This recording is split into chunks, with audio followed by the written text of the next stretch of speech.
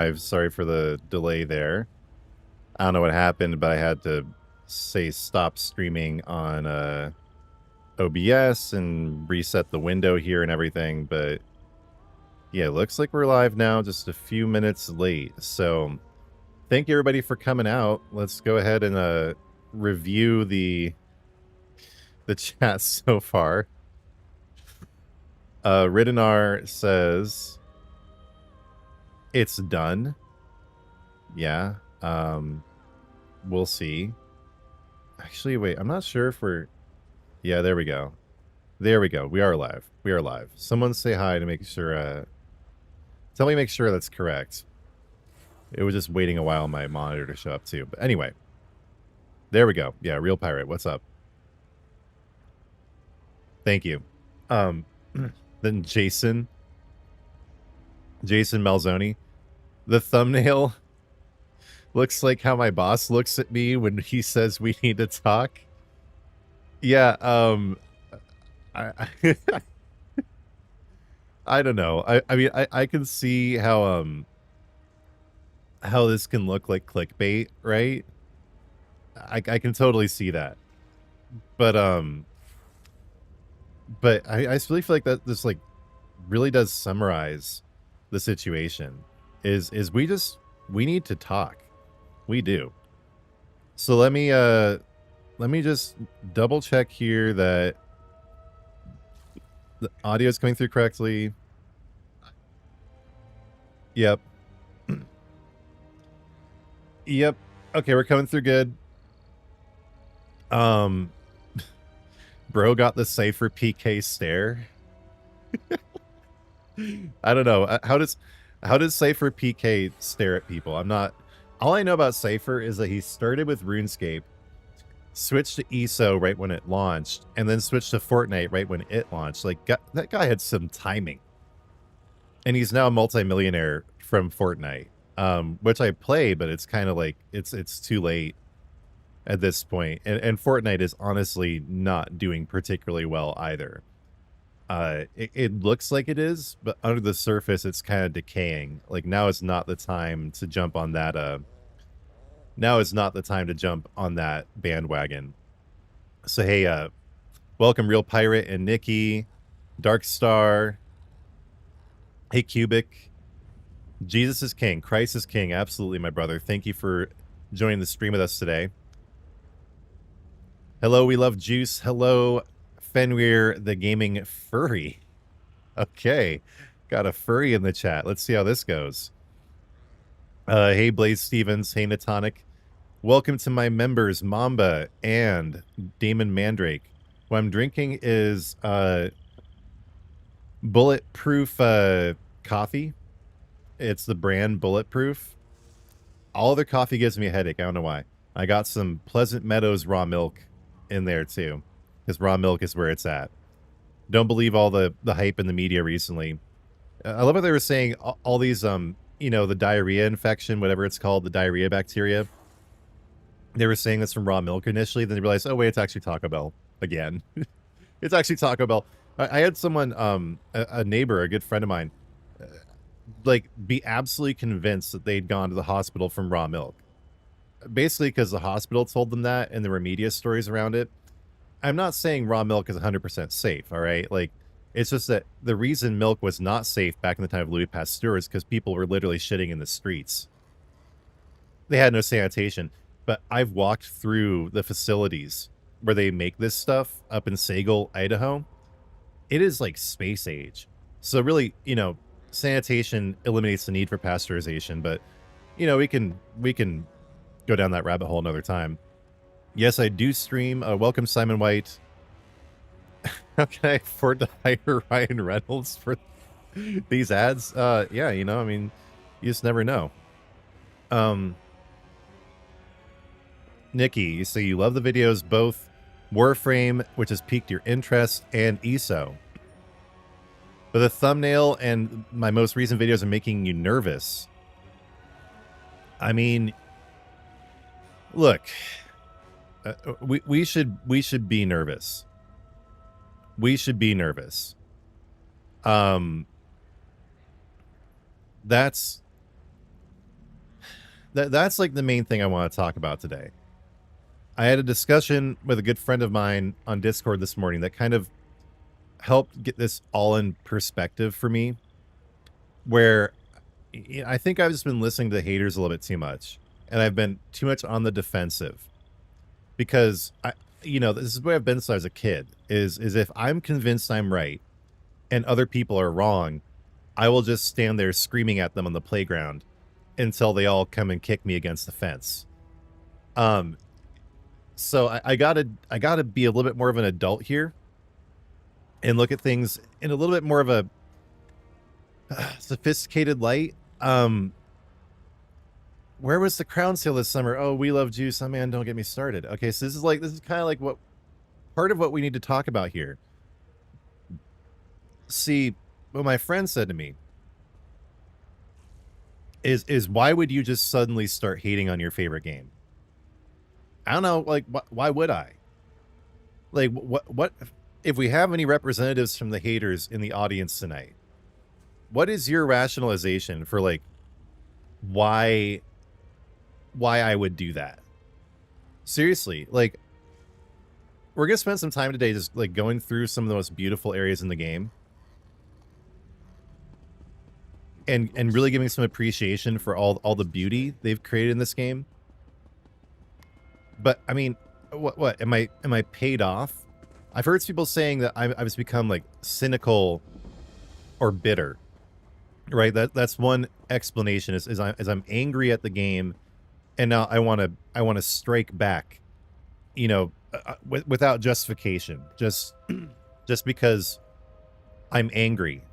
And I've tried to explain this in previous videos, but I realized what really needed to be done was just to sit everyone down at an actual stream and have a chance to really just air this out and discuss it.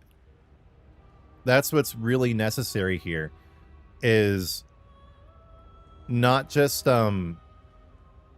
just the little tidbits that I put out in videos, which can easily be misconstrued.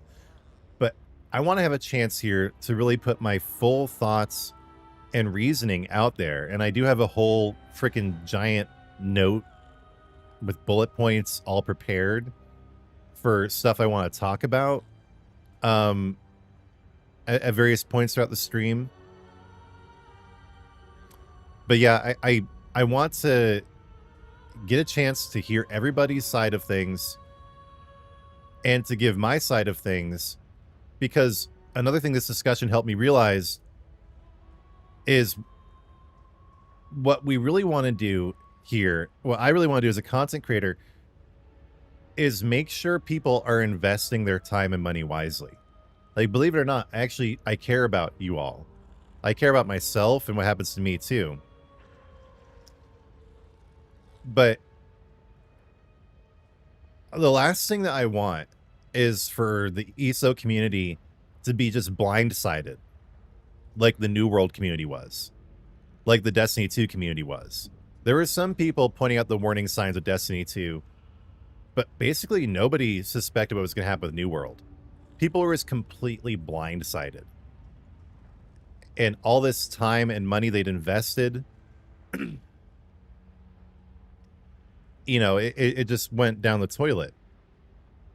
So we're gonna, that's just kind of a little primer to put out there to explain what we're going to be covering here. And then I'm going to get into kind of a monologue in a minute and record that and make it into a video later on.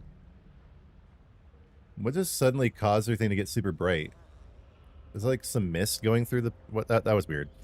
But anyway, let me catch up in the chat so far, and then we'll go from there. Blaze, you're saying maybe something happened in the game that I saw that made me want to... No, and that's the thing, is like nothing really happened in the game. No. I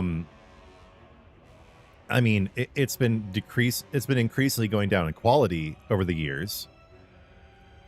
The quality of the experiences we're getting has been going down, but like that's the thing, is like for average player, like for just someone going through and playing ESO, you're not going to notice the change, which honestly makes me feel like it's even more important for me to sound the alarm bell, because people are going to get really into ESO, then they're going to get the rug pulled out from under them. Now, I have gone through, if you guys have been paying attention, I've gone through a whole series of iterations of perspectives on this. When the news first came out that ESO was losing like half its staff, I was like, let's wait for the facts to come in. Then the facts came in, and I was like, okay, maybe they could still turn this around. Maybe they could still pull a rabbit out of the hat and, really double down and make this good. And then what really did it after that point was this new roadmap that came out about 2 weeks ago now. 10 days, 2 weeks, somewhere around there. And I think for any really honest analysts looking at this, that should have made us really, really nervous. It revealed that things are actually way worse at the studio than we had originally thought, than was really visible from the surface. And people say, oh, Spopes, they're just delaying things by a few months. Like, what's the big deal? It's like, well, this is kind of like the moment when you're playing tug of war that the other side starts to pull you. And then it becomes this inexorable thing until eventually your whole team has collapsed on the ground.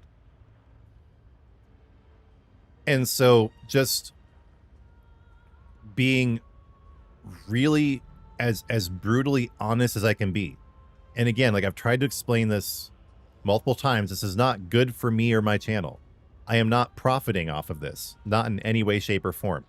Yet, integrity and honesty is what's most important to me. And I think that will, in the end, in the long run, bring me to new heights beyond anything that any ESO creator has done since Cypher PK. And I think sticking with my honest assessment is what's going to do that. And my honest assessment is that by the end of 2027, there's an 80% chance ESO will be in maintenance mode and a 50% chance, I think it's honestly a toss-up now in the air, that the servers will actually shut down. And a month ago, I would have never thought I'd be in a position where I'd be saying that. The thought never even crossed my mind. I thought, man, this whole 30-year vision Joe Burba had. Joe Burba leaving was also kind of a red flag. I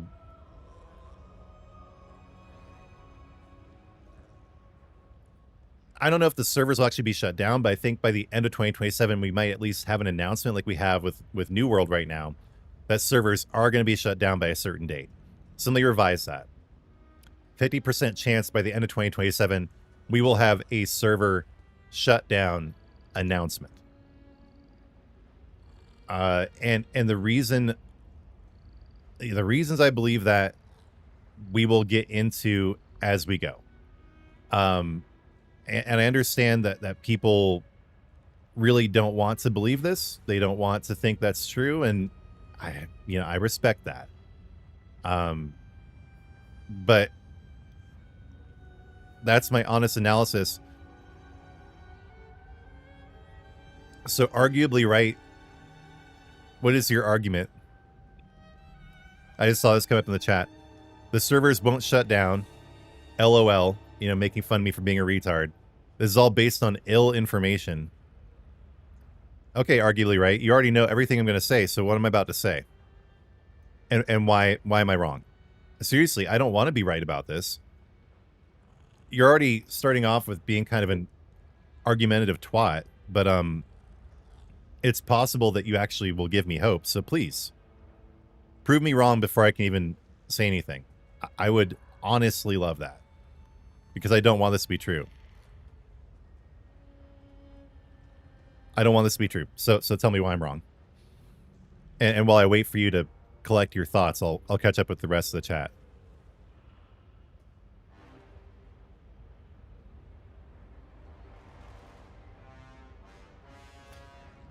Neon Jaguar, best to stop this gaslighting dichotomy of haters and others and just chill and enjoy video games. It's going to be okay. Man, that perspective, I just don't, I don't get it. I don't get it. Like, people say, I'll just enjoy the game. It's like, well, what's happening behind the curtain affects the game. Like, we do realize that, right?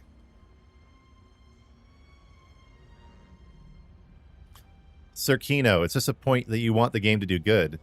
You're getting frustrated with all the bad signs we've been given in the last couple weeks. The hate should turn on Microsoft. Well, Cirkino, I mean, I don't know who's to blame here. I don't know who's to blame. Is it Microsoft? Is it ZOS? Who is actually to blame for this situation? Is it a combination? Fenrir, the gaming furry, you want the game to do well, but ZOS is making it impossible. Yeah. And this is the first comment here from Arguably Right. You always thought Spopes is the most negative view possible. Like, always? Like, how long have you been following the channel? I think the first time I ever expressed anything negative about the game was Writhing Wall last year. And for good reason. I'm almost always incredibly positive. Almost, you just don't. I see a lot of people, I mean, I just have to give credit here that a lot of people just really don't know me. You just aren't paying close attention, and that's fine. Like, I don't expect everyone to be like a Spopes expert, but I would say before you judge my positions, actually get to know what they are. I mean, that's just, you know, you're gonna make an ass out of yourself unless you do that, right? Like, that's kind of just the basics of debate, right? Is you understand the other person's perspective before you debate it. So if I have someone coming in saying, I've always been the most negative, you just literally don't know me. And so that kind of discredits your whole perspective, right? I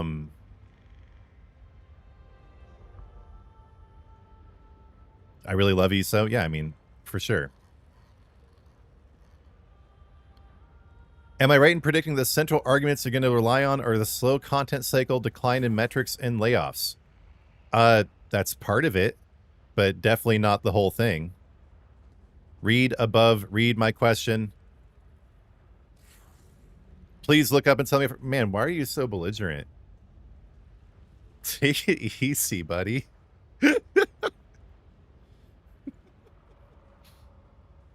Read what I said. Hey, chill. I mean, that's part of it, but you definitely did not encapsulate my entire argument.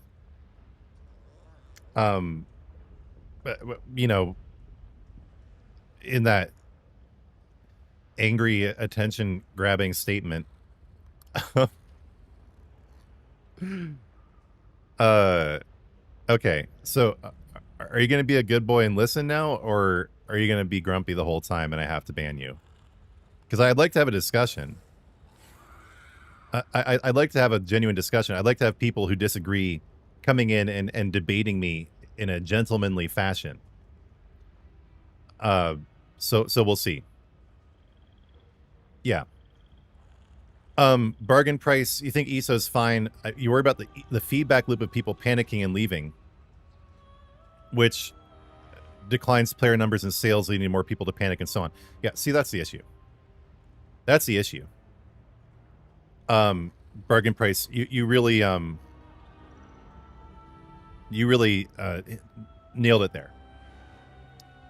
See, that's something that Arguably Right didn't predict I was going to say. Yeah, or a gentle womanly fashion. That's fine too. So beyond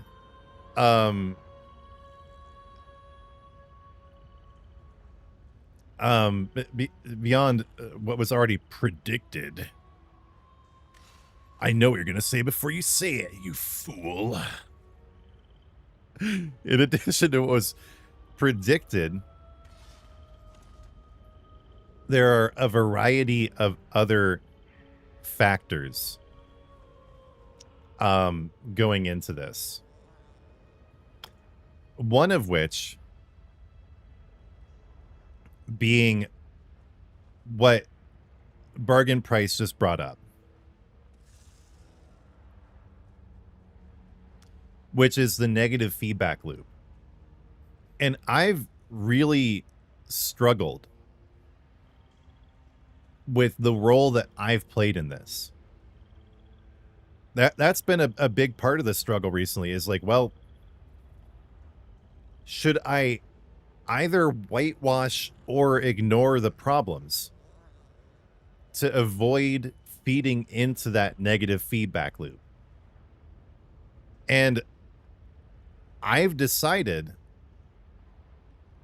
that in the end, it's better to just be honest. In the end, and you know, there's reasons for that. Primarily being making sure that the player base is properly informed, so that all these new players who are like, yay, this is a great new game, I can't wait to get into it, they are not just blindsided. And also just on the merits of the truth alone. And also it makes business sense for me, because if, you know, I don't want my channel to be blindsided either. I don't want to keep just leading people along, and then the point comes where the worst comes to pass, and then we're all just left in the lurch.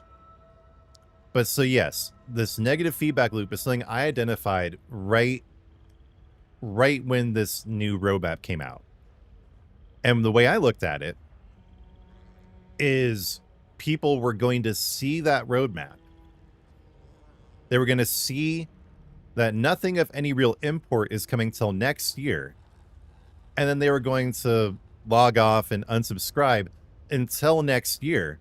And then probably only half those people are actually going to come back.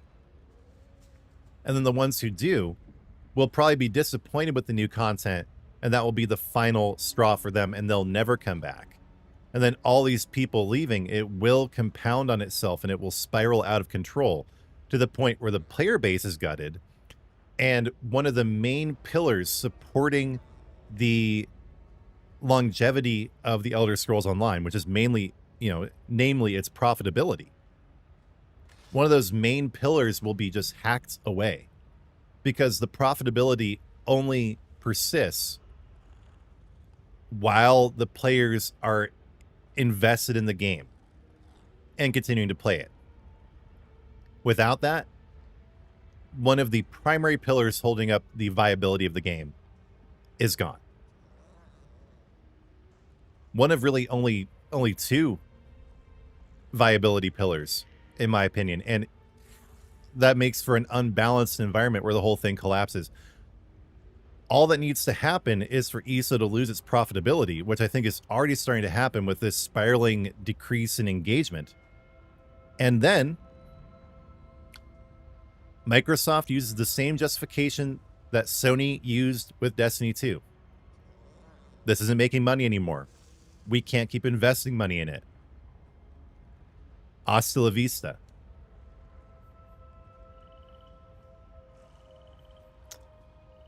So, yeah. And, you know, it honestly kind of sickens me. People being like, oh, you know, you just want this. You just want this to happen. You just want the game to die. Like, no, of course I don't. Of course I don't.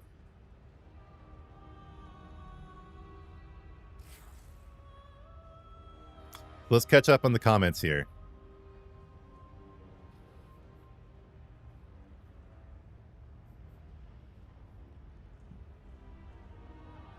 Yeah, Nikki, that 15 million is actually the monthly revenue, but I really doubt it's still 15 million at this point. It's going to be significantly less relatively soon too.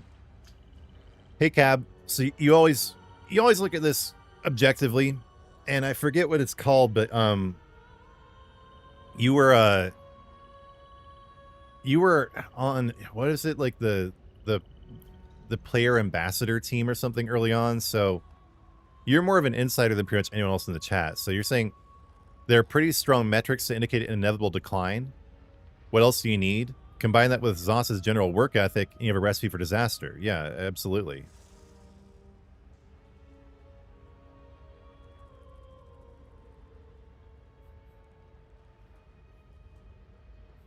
You think we'll know what's going to happen after The Elder Scrolls 6 comes out? I mean, I think we're going to know considerably before that.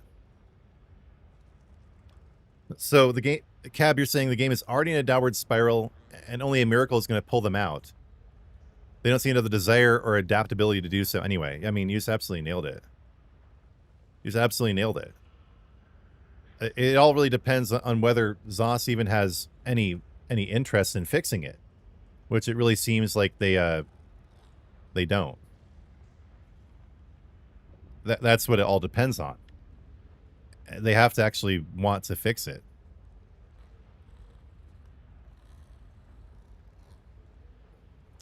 Gotta have faith and hope for things to get better.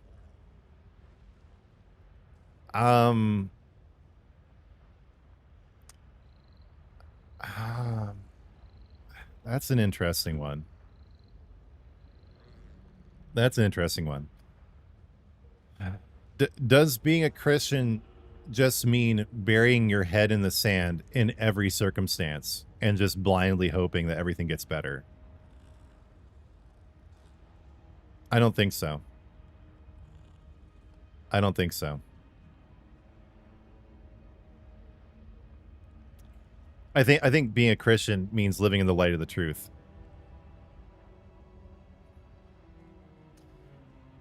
Arguably right. Better yet, hop on a Discord call and I'll do it live with you. Man, there's something just off with you, bro. Like one of those chihuahuas getting up in the face of a husky. Like, this is just not right.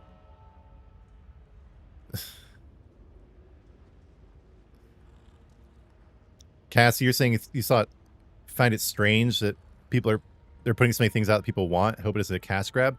Yeah, I mean, well, right. That's another argument being made, is that Zoss knows what's going to happen here, and they're just trying to make as much money off the game on behalf of Microsoft before the inevitable shutdown. Yeah. Augustin the Blood Raven. Guys just say, fight me, bro, 1v1. Yeah, this dude's trying to 1v1 me on my own stream. What in the world? This is so silly.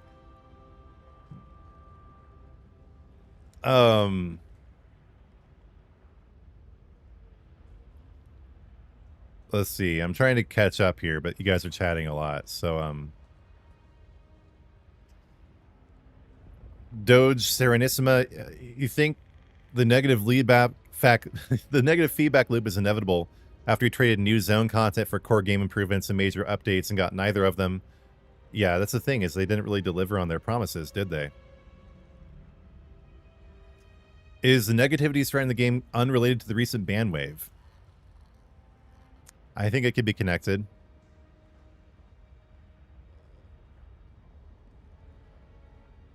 I think it'd be connected. There's another fantasy game like ESO, so you're torn, Cassie. People shouldn't give me grief for my opinions. I have to diversify my channel. Yeah, I mean, I do.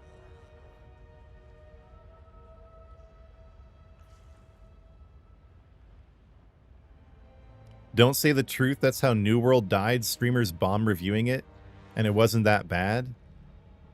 That may have had some impact on New World's decline, Natos, but it was mainly the fact that it was never profitable. That was the main reason. And profitability is everything. New World was never profitable, and then if ESO stops being profitable.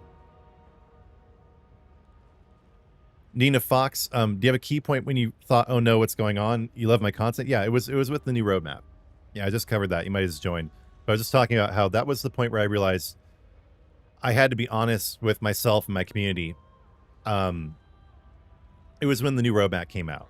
And it was mainly not because of the roadmap itself, but because of this, what it meant for this spiral of declining engagement, and the fact that I'm sure Zoss also knew that, and they just weren't they went ahead and put out the messaging they put out anyway, indicating they basically either couldn't do anything about it or they didn't care. There was a lot to be unpacked there for people that actually look beyond surface impressions. And that was when I realized, oh crap, you know, we just got to be real here.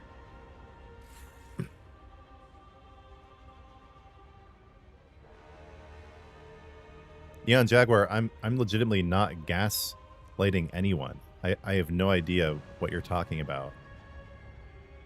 Real pirate, why do I want a game I spent time and money on to die? Yeah, I mean, why would I want a game that I literally built my channel around to die? Like, why would I be like a cheerleader for this? It's crazy. Elder Scrolls 6 is going to bleed a lot of players. Yeah,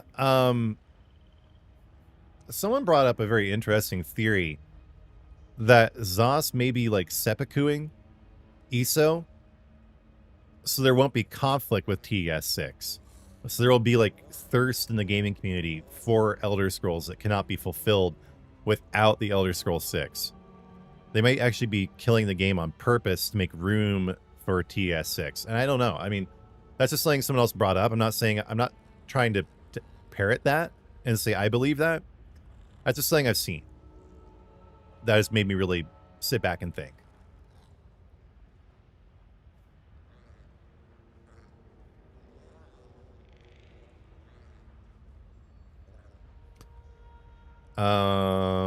Let's see what else we got here.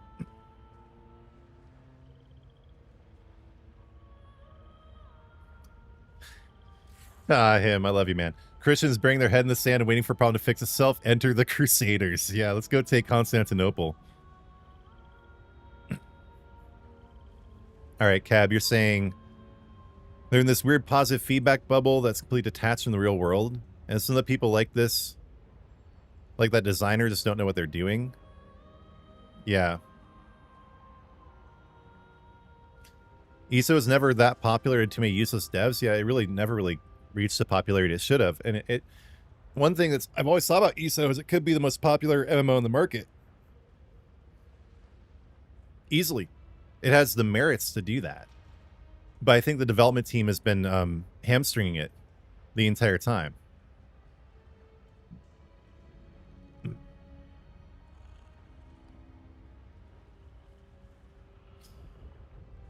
Toxic positivity is everywhere in gaming now. Yeah.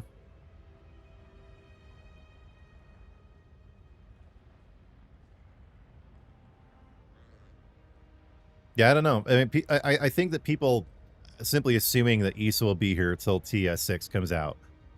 That's an assumption that I made initially as well. But I think it'd be really worthwhile to really critically analyze that assumption. And if you really do believe that, please tell me why.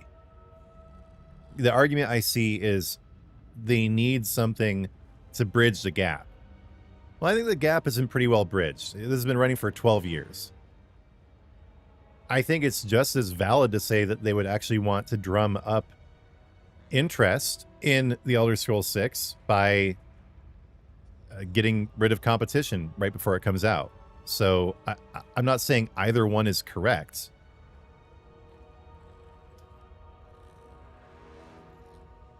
And the point is, it's not like they're just going to keep pushing forward an unprofitable game just because of the Elder Scrolls 6. So even for people who are still playing, I've seen a huge sentiment of people saying, I'm not going to invest. I'll keep playing, but I'm not going to buy crowns. Or I'll keep playing, but I'm not going to buy crowns. I'm also going to unsubscribe from ESO Plus. And this all leads to decreased profitability. And nothing matters more than that. That's why I think the whole stop killing games movement is so dumb. Like, I get it. it's just kind of on the same like smooth brain level as the whole physical disc argument that I'm people say, I know people already say, oh, you're just defending corporations. Like, you do understand that having a physical disc has meant nothing for like 15 years, right? Or longer. Ever since region locking with DVDs. Like, just having the disc, you can't just stare at the disc and get the information off of it. The disc is just a prop. It doesn't mean anything. We've already not had any ownership of our media for a long time, and that's the real problem with it. The point is, wait, now I've gone on a total tangent. I forgot what I was talking about. Anyway, back to the chat. We were talking about the crown sale earlier. I do want to jump on that. That was another thing where I was like, oh man, like this is distressing. So why? Like, just why? And I think today was the last day because that other sale is ending. Let me double check this, because that other sale was ending today, I think.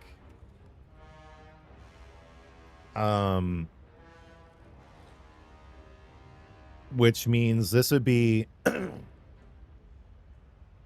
where was this information? It was in the news. It was in the announcement somewhere.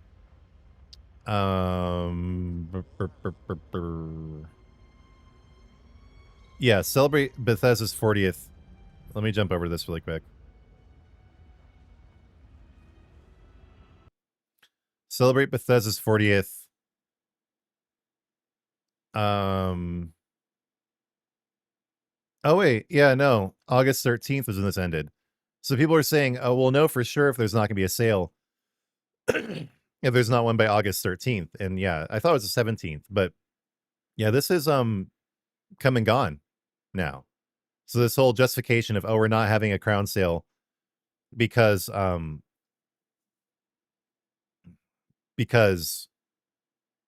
we have another sale going on that was given in the forums. Like, that doesn't, no, that's completely,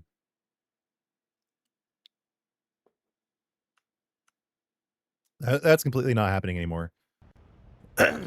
Okay, so checking back in with the chat.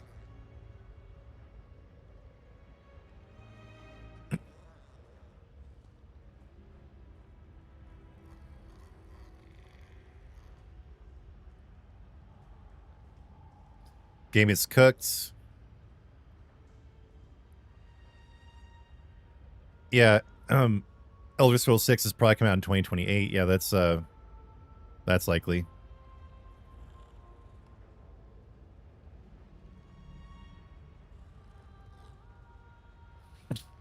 Okay.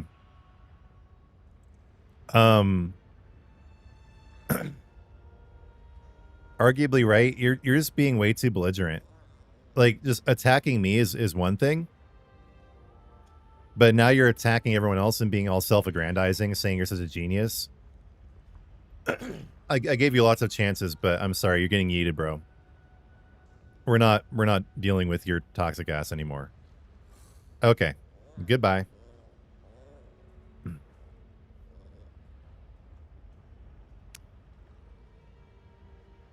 Yeah, we love juice. So this is what's really kind of distressing about that is ZOS is clearly in a position where they need more money, but they are shooting themselves in the foot, not taking more money by canceling the yearly crown sale, or just, it's usually a few times a year, and they canceled one, so they don't want to take our money. Yeah, that was disappointing because I really wanted to have an actual. I wanted to have an actual discussion here.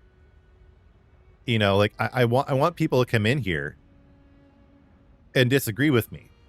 But dude was demanding to get on a Discord call with me like a petulant child and disrespecting other people in the chat. And that's just too much. Zyathy Yes, this will be available as a recap once the stream is done, like as soon as that. And then I am going to start recording here shortly. I haven't been recording this whole time. I wanted to kind of interface with everybody and get some thoughts out there first. And then start recording. Molog XR. I let one viewer in here that does not share my opinion and muted him. It wasn't that he didn't share my opinion. It was that he was being belligerent and toxic. So, Fished for Life let him on the live. I mean, if you guys are really curious what this guy has to say, I mean, go ahead and, message him or something. Find him and find his stream and talk to him on there. But, yeah.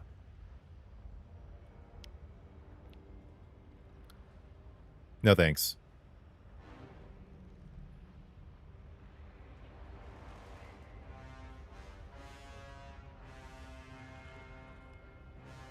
I'm not saying people should stop spending money on the game out of spite, user. I'm not saying people should stop.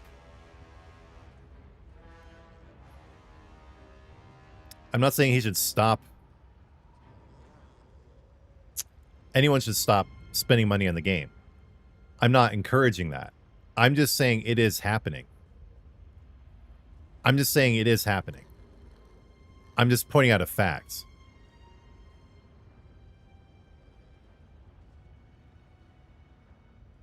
That's all. If you want to keep supporting the game, if you think that's gonna make a difference, like by all means, keep doing that. If that's your way of supporting the developers and supporting the game, if you want to spend money on it, I'm not telling you shouldn't. I'm just saying people are going to stop. Just pointing out a fact. Joel, you're saying I didn't even get to his reasons. Like, do you mean my reasons or this argumentative guy? What were his reasons? If you wouldn't mind recapping, like anything I did not. So the point of this is I do want to address all this. So if there's anything I did not address, like, do let me know, please. Yeah, corporate shilling, that was the real problem. The continually demanding to get on a call and kind of like the self-aggrandizing. That was a little bit too far. Oh, I didn't get in my reasons? It's hard to give reasons due to the word cap on comments. So, I mean, you can just... I don't have any slow mode on.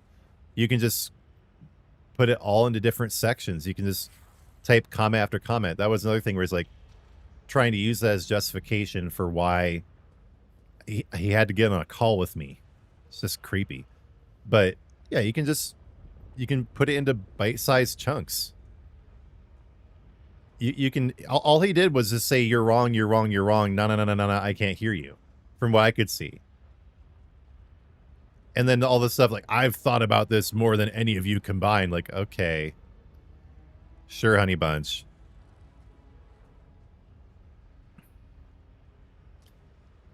Nikki, you're asking if I want everyone else to answer this too.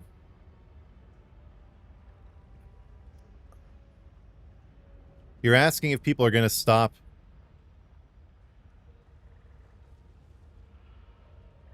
investing in the game. Well, me personally, I was at least considering getting crowns with the sale because I usually get crowns with every single sale. Every single sale, I usually drop $100 to get the big package. And then I buy ESO Plus on a yearly basis, so I spend, roughly $500 in the game a year on average. But if there's no sale, then I'm not going to buy crowns. And if the content being provided is not going to entice me to play the game, I'm not going to get ESO Plus again either when it renews in February or March. We'll see at that point. But at this point, I'm not seeing any reason to invest in ESO. I'm also not seeing any way that's going to change anything. Because it's not like ZOS or Microsoft have ever used our money appropriately. There was Blackbird, and now apparently they're being tasked with working on TS6. If there was some way I could know that the money I was investing was going directly into the health of the Elder Scrolls Online, I would invest. Absolutely. But it's also just kind of hard to invest when it's not on sale.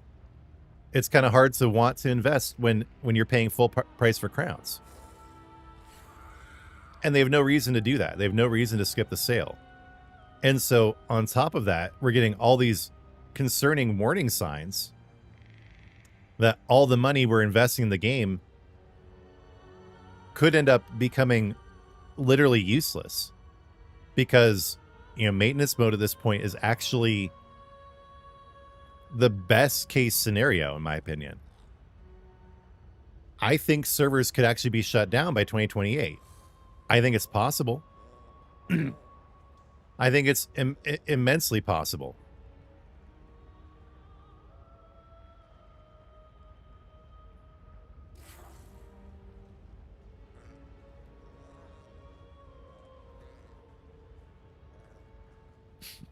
Nice alt account, bud. Move on.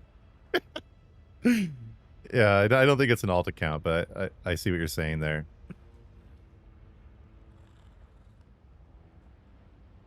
Yeah, well, Fist for Life, he sounded angry, but I think he might know something. So this is kind of like human communication 101. If you have something important to say, you need to express it in a polite and reasonable manner, or else people won't listen to you. You can't just be angry and entitled and demanding and then demand a voice. That's just not really how it works. Corporate shilling, it's not a call-in radio show.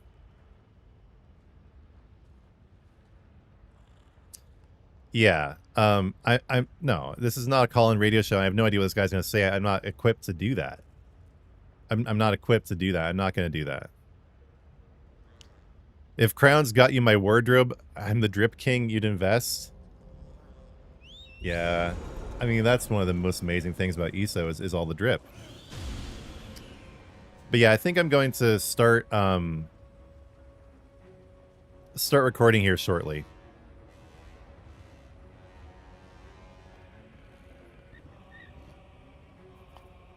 I don't know. I think Fallout 76 could be gone here soon, too.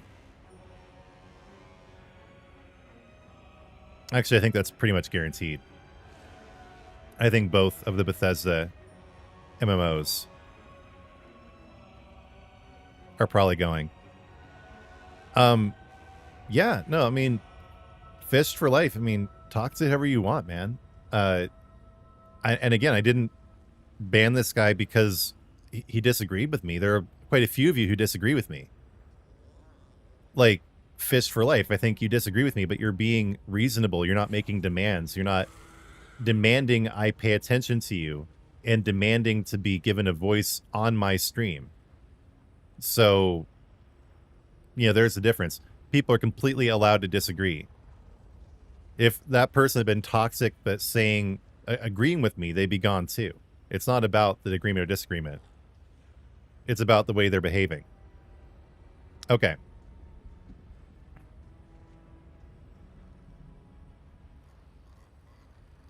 So we're going to start recording now.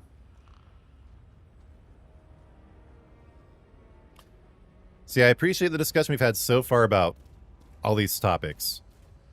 And I just want to summarize what has gone on in the stream to some degree.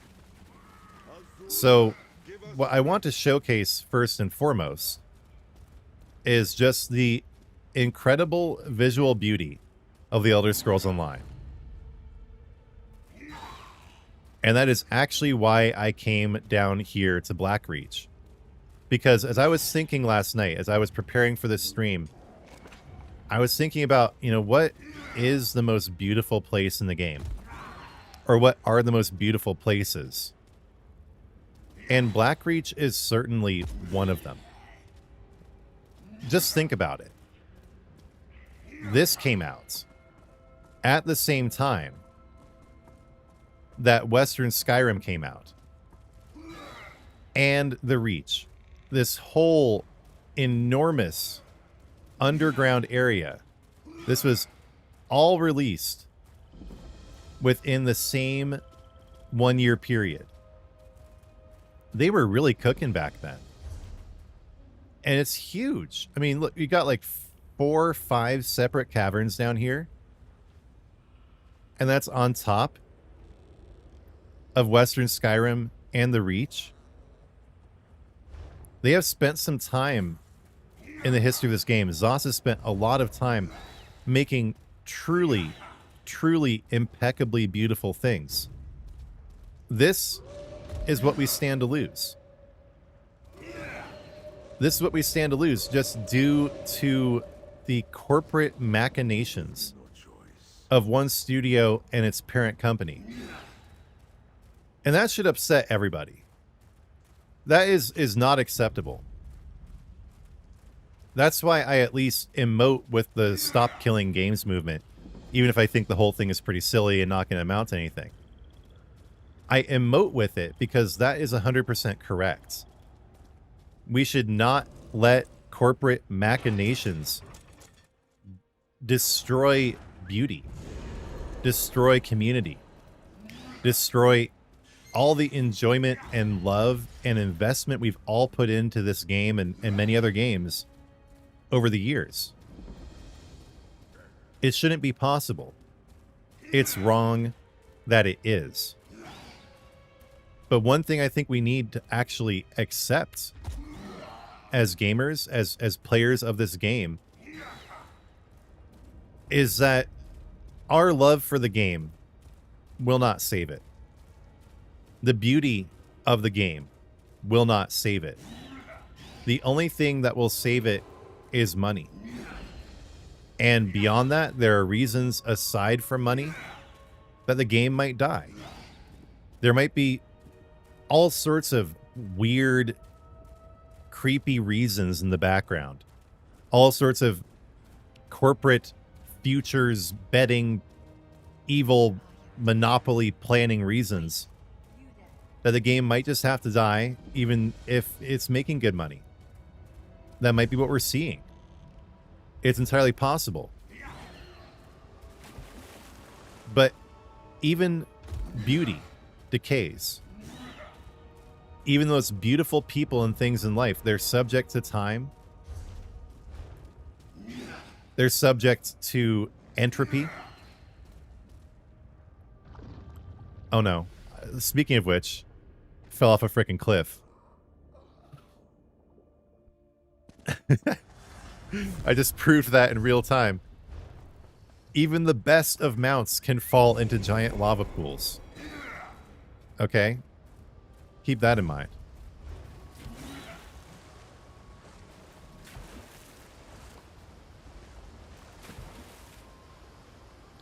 But yeah, if ESO isn't making enough money, or if it's simply meant to die, it will die.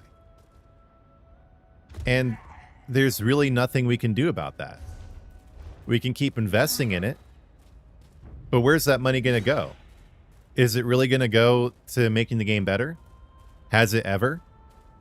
Maybe in the very beginning, but pretty soon that money started going to Project Blackbird. And then who knows what it was doing the last year. But now that money is going to be going to developing the Elder Scrolls 6 because ZOS has been tasked with working on the Elder Scrolls 6. That's really why we're not getting any meaningful new content, is because that's what ZOS is going to be working on now instead of their own game. They're going to be working on the Elder Scrolls 6. So really, money that we've put in the game over the years has mainly gone to Blackbird ever since 2018. And money going into ESO now is just going into the Elder Scrolls 6. So you can keep investing in the game, but really that's just going to line the pockets of the ZOS and Microsoft executives while supporting other projects. Spending money on ESO is not going to save the game. Crying about it, having strikes and protests and making angry forum and Reddit posts is going to do absolutely nothing. What can we do? That's really what we should look at in life whenever these situations arise is, you know, understand your actual power. Understand what you can control and start from there. What can we do? Well, at this point, all I can really think of what we can do is we can invest our time and our money wisely. If it is time to divest from the game, we can rein in our cognitive dissonance and make realistic choices that are the best choices for us. As usual in life, we can't control other people. We can only control ourselves. And that's a very disliked reality that people often rail against, but it doesn't mean it's not true. Our money can't save the game. Our anger can't save the game. Actually, I don't think there's anything we can do as players to save the game. We can show it support. We can give moral support, I suppose. But what's that going to do? Do we think that we will somehow inspire the developers to love their game again and really try hard? This is as pathetic as a kid whose parents are going through a divorce, thinking that if he just loves them more, they won't get divorced. Or an abused wife or husband thinking if they love their partner more, their partner will stop abusing them. It's not like that. It's just not like that at all. So what can we do?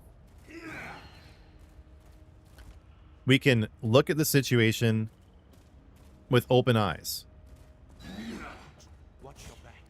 We can make appropriate decisions based on the facts. And I honestly think that's about all we can do.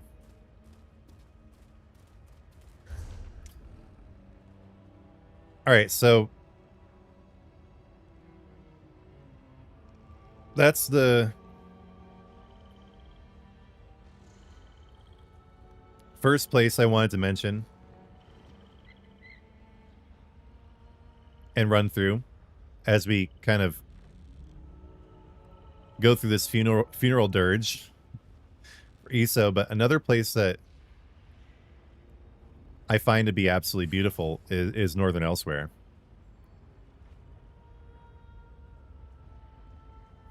So I thought we'd just run around here for a minute too.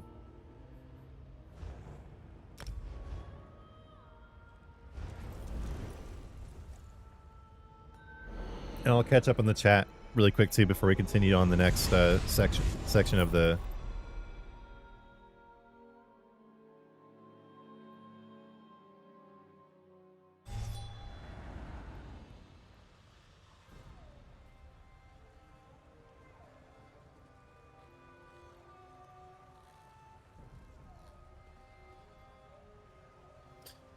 Fished for life. You want someone to prove you right that it's not going to be shut down? I mean, would you rather be proven right in the thing you want to believe or actually live in the light of the truth?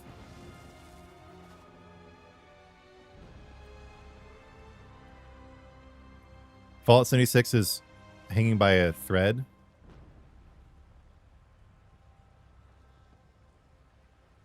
That's awesome, Pooh Spare. Thank you.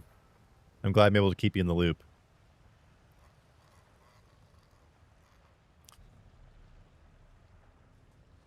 Yeah, ESO is really beautiful. Very true.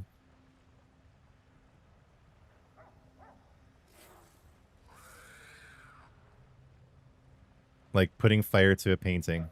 Yeah. Somerset is your favorite zone. Don't worry, we're going to get to Somerset here too. What if they're working on ESO too? I understand being ignorant enough to actually believe that, but that's not happening. Where'd I get my name, Spopes? It's actually, it's a contraction of my full name. that was first given to me, I think, with my middle school email address. And I made that into a personal email address, and it was literally just like the name of the email address associated with the channel when I decided to make one of my old channels into a channel just for like randomly putting stuff up just because I felt like it. So it wasn't really that well thought out. It's just a nickname from way back. Am I Catholic? No, but next best thing, or actually in my opinion, better thing, Anglican. North American Anglican. He's a Lutheran according to my source. Nah. Anglican. Money going everywhere except the game.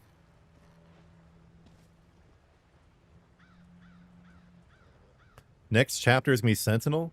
No. People are thinking the name of Elder Scrolls 6 might be Sentinel. And Asha Sharma went and previewed Elder Scrolls 6 last week. Nothing to do with ESO.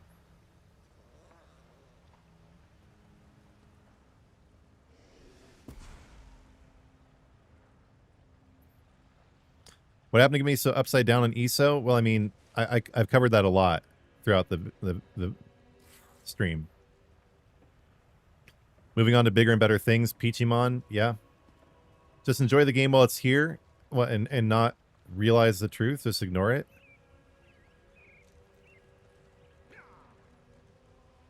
Who's Kotho?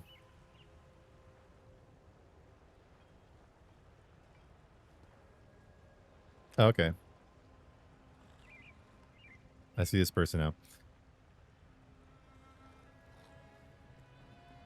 First time I've seen this person. Is Kotho a big creator? The truth shall set you free. Right. Enjoy it while it lasts. Can ESO... Can the Elder Scrolls 6 be online? No, it might have multiplayer to some degree, but probably not even that. Just enjoy what you have while you have it. I don't know. Wasn't Somerset maybe the same amount of people they have now? And yeah, that was something that originally gave me hope, is the idea of like, oh, well, it's still the same number of people, right? But is it the same people? Do they have the same drive and passion? That's the real question.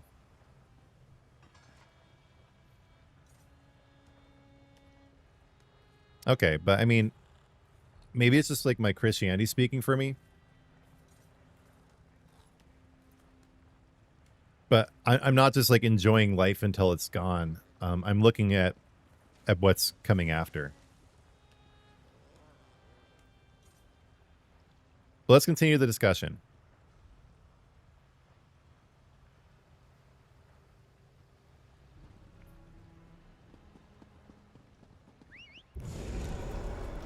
So for anyone who has missed any of this and wants a full understanding of my reasoning, do check out the stream recap when it is available. But I want to now, as we explore one of the other most beautiful parts of the game, Northern Elsewhere, discuss how I came to my perspectives on what's going on with ESO, like as clearly as I possibly can. Because I've tried to explain this multiple times before, and it's always just kind of gotten lost in translation. But I'm going to just be as thorough as humanly possible here and explain what I think is going on, starting from the beginning. So to really start from the actual beginning, we have to go back to the layoffs from last year, which mainly affected Project Blackbird. But it was also around that time that we received word there would not be any new zones in ESO for the near future. They were moving to the seasonal model, adding the Tamriel Tome system, which, you know, that's all well and good, right? Until it's not. At that point, I definitely was starting to have some doubts, but it wasn't enough to make me think, okay, this is actually anywhere near ending or even a bad thing. I didn't know for certain whether these changes were good or bad. But then Where things started to really come out of the woodwork, where things started to become clear, was in early July when we learned that huge layoffs had hit ZOS. And at first, there were unconfirmed rumors that it was around 50%. We didn't know if that was true at the time, and so I remained cautiously optimistic.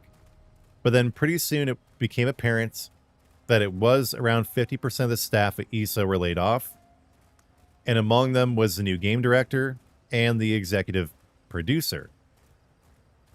Right soon after that, we also received word that, well, pretty soon after that, we also received word that, dang it, I lost my train of thought. Hang on, what was I saying?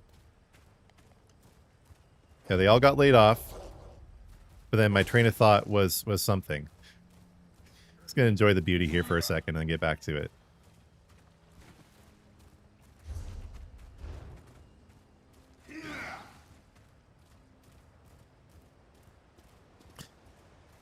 So yeah, the game director, the executive producer, they were part of the layoffs. And then soon after learning that, we were told... Yes, okay, train of thought is back. So soon after the game director and executive producer left, we were told that there was still the same number of people at ZOS that had originally made Somerset. And this was good news because Somerset, Hrothgar, these were some of the best DLCs in the game. But people started questioning immediately, and I was not among them. I really was trying to maintain hope at this point. People started questioning, is it the same people? Do they have the same drive? Do they have the same capability? And then the answer to that question came kind of unexpectedly pretty soon after that, when we realized, well, probably not, because the content people have been looking forward to the most is now being pushed back all the way to 2027. And it's looking like the highlight of next year's content will be a single class refresh of the Warden that was supposed to come in September. So now it's being pushed back to just some time in 2027. And it's looking like we're not really getting much new content aside from that. So there we go. We learned that, well, probably the same team with the same drive and same dedication is no longer at the studio. They've been replaced or something else happened. But somehow it's now people with much less drive and dedication who are in charge. But again, you know, that's all well and good. Even after that, I still wanted to maintain hope. I'd pretty much lost it, but I still wanted to maintain hope. And then you can call it a small thing, and I guess it really is a small thing. But when it was announced we were not getting the usual summer crown sale that we've gotten every year for the last 10 years, when it became apparent that ZOS doesn't even want our money anymore, then it became really apparent that on top of the new roadmap, they had basically just given up. ZOS had basically just given up on making ESO. They weren't even really going to try anymore. That's when things got really distressing, in my opinion.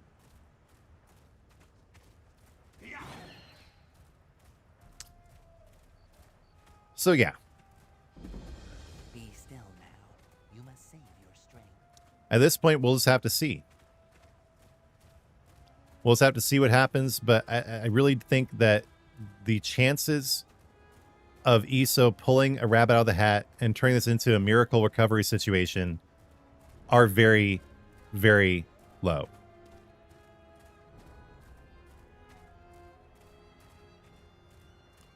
And so what can we do given the situation? That's what we're going to cover next.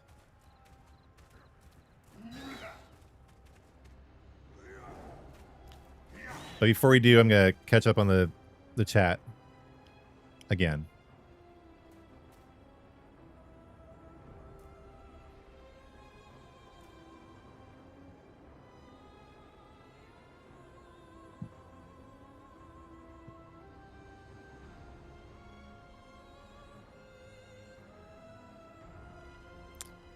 Yeah, Guild Wars 3 might be great.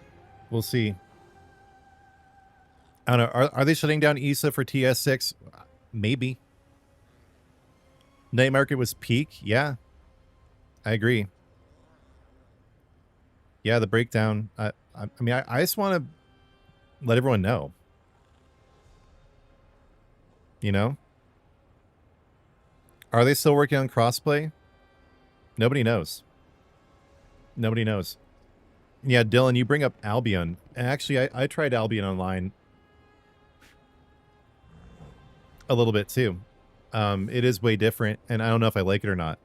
But I did try it in all this. I've been playing Warframe, though. That's my main thing. Actually, yeah, I'm going to step away for a second. I'm going to get some more coffee and use the restroom. I'll be back in just 1 minute.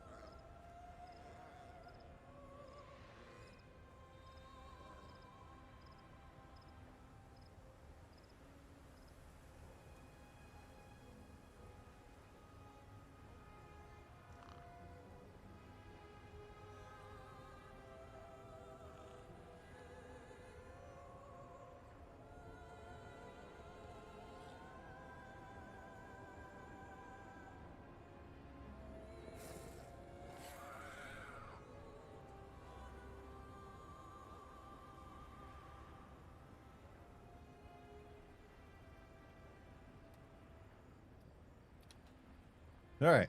I'm back.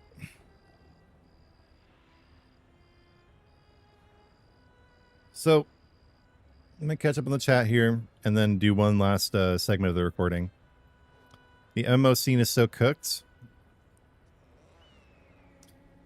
I'll get to that in a second. Crossplay could have saved ESO. Yeah, I mean, things were really looking like they were on a great trajectory before all this. That's what's really upsetting about all of it. People sleep on LOTRO. I mean, the thing about LOTRO is it has, like, no overhead. It costs nothing to keep going.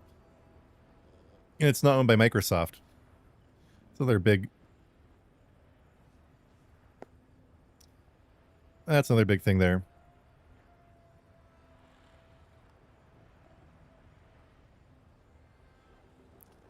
Some people laid off were clearly unfit for their roles. Yeah, no, I agree. And that's kind of where I was coming from the beginning. When we heard about this, it's like, oh, well, maybe these people just really sucked and they need to go. But I think what's kind of disproven that at this point is the new trajectory the game is now on. Where, you know, the assumption, okay, these people were dead weight, they got laid off. That should have resulted in a massive rebound within the studio. Then they should have been like, oh yeah, let's get it, let's go, let's get this done. Come on, let's crank out the content. These people are holding us back. They should have been like, you know, the dude who just got out of the relationship with a toxic girlfriend, and now he's ready to go do anything in life. He's up and at 'em. He's so energized because the dead weight has finally fallen off. But that hasn't happened. That just hasn't happened. I mean, the facts don't carry that out. It's a great theory, and it's a theory I'd personally love to believe, but the facts don't represent it, unfortunately. And we didn't know at the time, but a studio that just cut a bunch of dead weight and is now on a rebound would not delay all of its meaningful content for a year. They wouldn't just inexplicably stop offering a crown sale that's been there for 10 years. So I'm going to keep analyzing the situation as the information comes out, of course. And I could be wrong, but I'm always just trying to give my best analysis with the facts that we have at the time. And right now it's looking like, in addition to the dead weight that was undeniably removed, they also threw the baby out with the bathwater. And now the whole thing is basically just a shambling, rotting corpse. But okay, on to kind of save the best for last year. What I think is probably the most beautiful zone in the game. Somerset.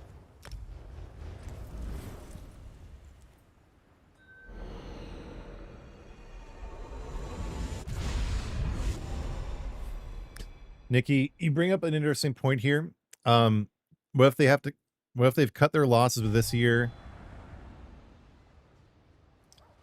and they're funneling it to next year? Isn't that what they did after the Writhing Wall? The thing is that this came like right after the Writhing Wall, right? Like we haven't had a break from things falling apart. It's just one thing falling apart after the other. So we can hope that things are being pushed back until that point. Like we can hope that they're just kind of regrouping and getting everything back together to really knock it out of the park in 2027. And that would be great. But the issue with that is I feel like it's now too little too late, because people are already beginning this spiraling out of control effect of being dissatisfied with the roadmap and leaving the game and no longer supporting it. And it's just such a weird thing to shoot yourself in the foot, in the sense of what would suddenly and in an intense way cause a rebound in player engagement, not just player engagement, but of the best kind for them, which is crown sales. Well, it'd be having the usual crown discount they have every year during this time. The fact they didn't do that, and I admit I could be reading too much into this, but that gives me really bad vibes. That gives me the impression of a studio that has given up. Because what they need more than anything, what they've always focused on at ZOS more than anything, and been lampooned for, and righteously in many cases, is making money through the Crown Store. And if they don't even care about doing that anymore, yeah, that's that was kind of just the cherry on top for me.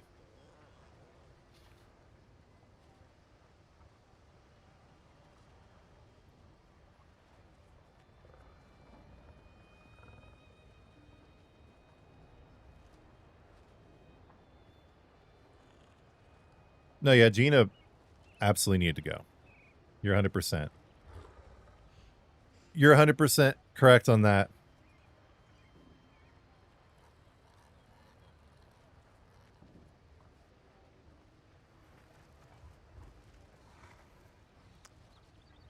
Yeah, imagine if the devs had just invested in ESO instead of AI, or if Microsoft had just invested in ESO instead of AI. Where would this game be now? Yeah, but okay. One last recording here.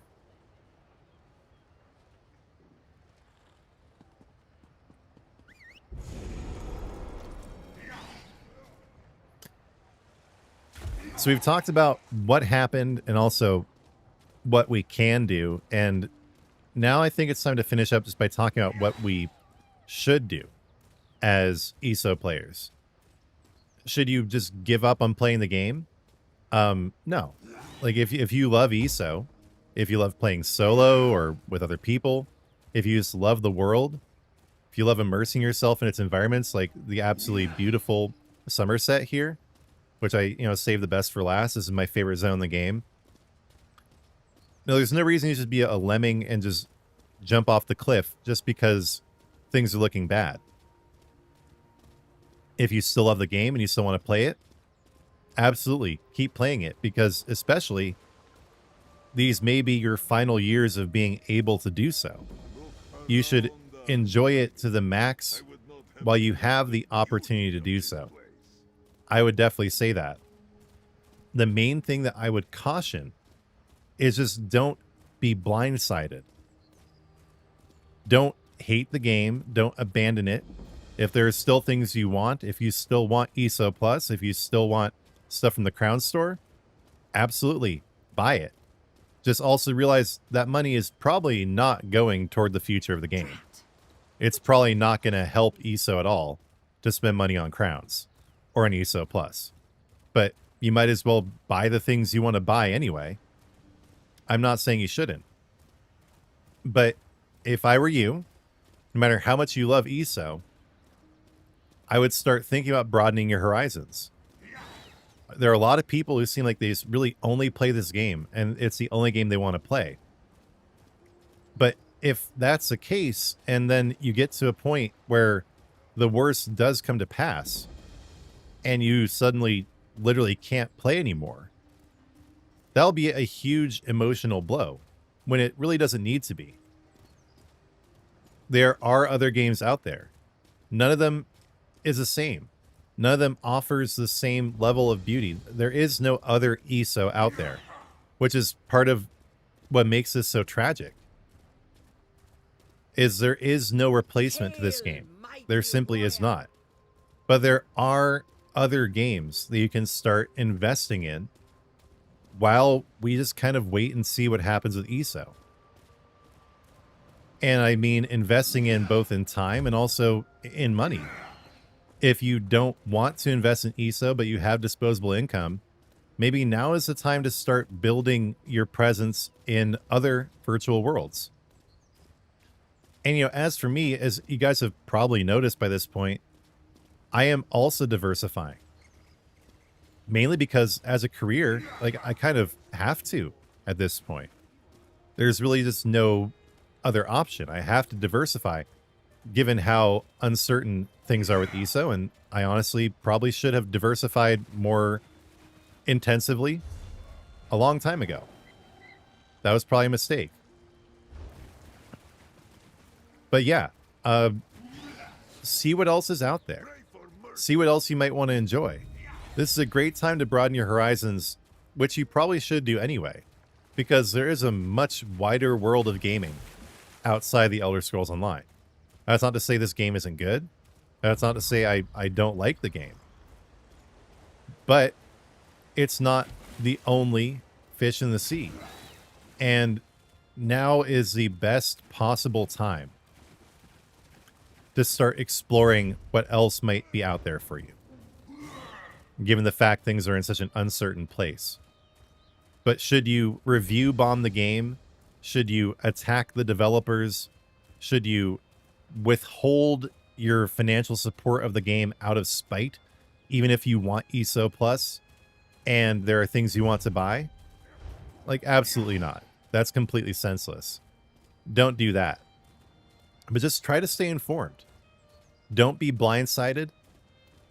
And do start to see what else is out there. Because it's possible, as much as you love ESO, there might be another game out there that you'd like even more that you just aren't aware of because you've been playing ESO all this time. You might be missing out on other things that you would love simply because you've gotten comfortable in the Elder Scrolls Online. And you don't actually have a monogamous relationship with this game. You don't have a wedding ring. You never made any vows or anything like that. There's no reason you should just keep playing this exclusively of everything else if there are other things you want to explore. And just realize that we don't know exactly what's going to happen, but things do not look that good. And so invest your time and your money wisely. And that's just what I would say about the situation. Just invest your time and your money wisely based on your own personal convictions and analysis. Don't just do what I or some other YouTuber says you should do. Do what you think is right, but do take this time to really examine what you believe. Take this time to take a step back and think, do I really want to continue investing everything in ESO? Do I want to expand my horizons? Do I want to keep investing money in the game, even if it might disappear, or even if that money is basically going down a black hole? If you do, go for it. I'm not saying you shouldn't. But if you don't, this situation, these circumstances are the ideal circumstances to have that kind of thoughtful, introspective moment. Am I doing this because it's what I love? Have I just gotten comfortable? Do I want to expand my horizons? Now's the time to think about that. Okay.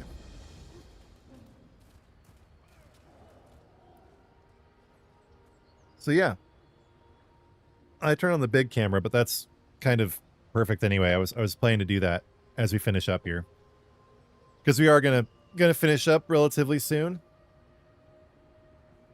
Let me catch up on the chat. Turn off the audio. I did mean to actually separate the audio into multiple tracks, so this works better in the recording later, but I just forgot before I started.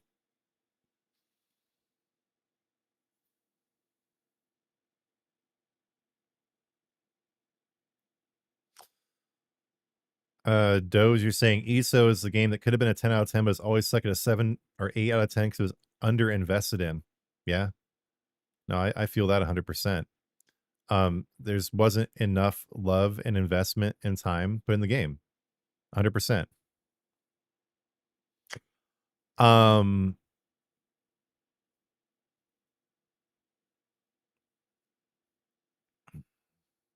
where were we?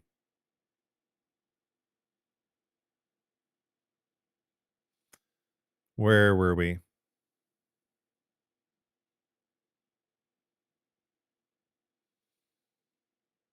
They could have done a lot of cuts. It could have been more precise bargain price. A lot of people in game development are lazy and there because they like clout and playing games. But motivates them as putting a fire under their ass. Well, that should have happened with ESO then, and it didn't. Critter Cat, you're still be playing because ESO's a gem, and you decided you didn't find it earlier. 100%.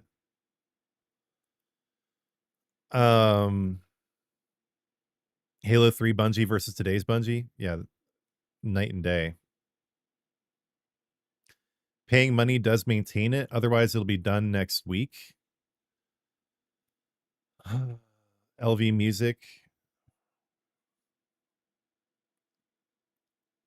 Yeah. Yeah, I guess. I guess you have a point there. Where if everyone stopped investing in it all at once, the game would just completely collapse overnight.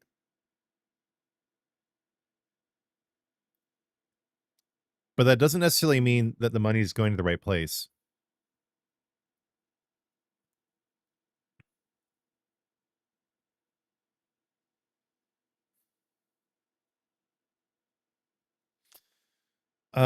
Yerzy re-crown sales at a large corporation.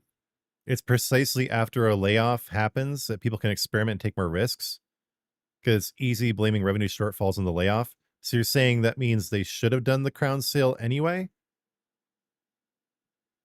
Soul Sanguine, the forever promise that things are going to get better in the future. Yeah, they've promised that how many times now? Right? Tringus Nubicus. Yeah, to separate from the game, unfortunately. you're an ESO addict for years, found yourself not actually playing the game very much and spending money instead. Yeah, there have been points in my career with the game where I've definitely spent more time looking at the crown store than doing anything else, right? Like once you've done basically everything in the game, the only thing that keeps you invested is the FOMO of the continually refreshing crown shop. Bargain price, what is WWM? Hop on WWM. World War Monkey? World War something. Michael, any advice on what game is good on PlayStation similar to ESO? I'll get to that in a second. Hey, welcome, Purge. Have I considered doing a philosophy side channel? Critter, actually, here, let me type a chat. I do have like it's not exactly philosophy, but it's like more of just kind of a walk and talk kind of thing. But this is my other channel. I'm gonna type a message from right now. Do I only have the wave? Yeah, I was gonna flip you off, but I thought that'd probably be inappropriate. You know what? We're just gonna do the flip off anyway. There we go. There we go. Come check out my channel. I'm flipping you guys off. That's my side channel. Oh, oh, where winds meet, dude. I can't do Chinese or Korean games. I just can't. I just can't.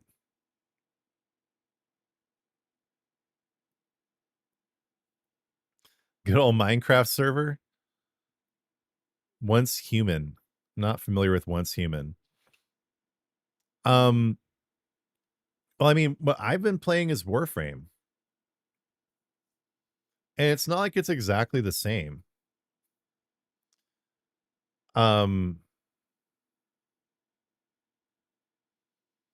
but it's close enough, in my opinion. And I've been having. I'll just be honest. I've been having a lot more fun in Warframe than I've had for years in ESO this last month. So I'm grateful this happened. So I was able to go explore something new. I don't know if you guys have noticed, but I'm making a lot of Warframe content too to help people get started.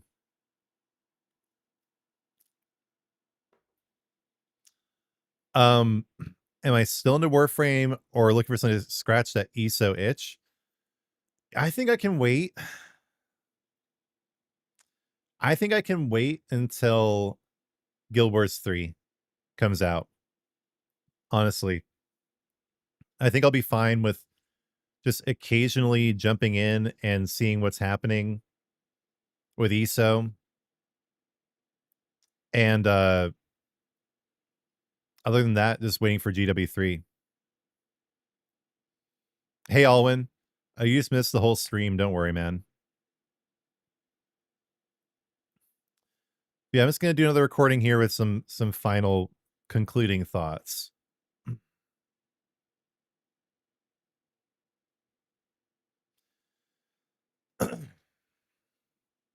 So yeah, again, if any of you missed any of this, I do recommend checking out the full stream recap to get my complete thoughts on the matter. But I just wanted to have I just want to have a chance to sit down and really discuss what's going on with ESO with everybody. Make sure I put forward my full, complete thoughts on the matter, which I'm just going to summarize as thus. As the information has come out over the last 6 weeks or so, I have gone through a variety of different perspectives and have finally landed on the idea that based on all the evidence I've laid out here, things are really not looking good for ESO.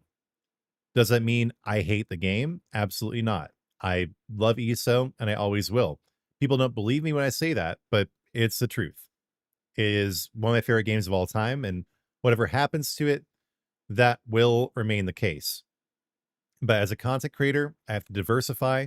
And as players, I would also suggest you take this chance to diversify.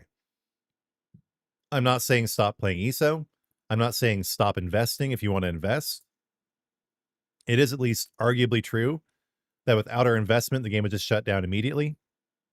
So maybe that money is going to at least a slightly good place. Like when you donate to UNICEF, probably at least 10% of what you donate actually gets to, starving children somewhere. So maybe 10% of what you buy in crowns is going to go to helping support ESO. But yes, just don't be caught unawares. That's the main point I have in putting all this content out there is, as I've showcased, we have a really beautiful game here with really beautiful areas within it.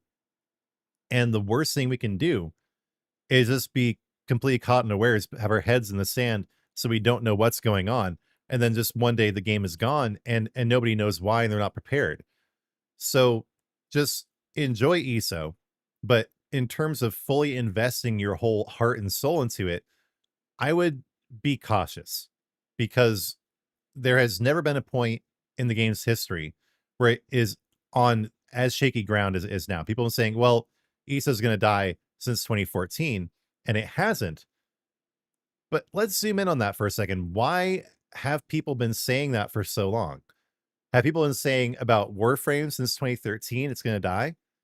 Do people just go around saying every game is going to die ever since it launches? Or is it possible that despite its beauty and despite its great triumphs, ESO has actually been on shaky ground for a long time now, really from the beginning? Is it not a miracle that the game exists at all and it has survived as long as it has? Eventually, the boy who cried wolf, there was a wolf.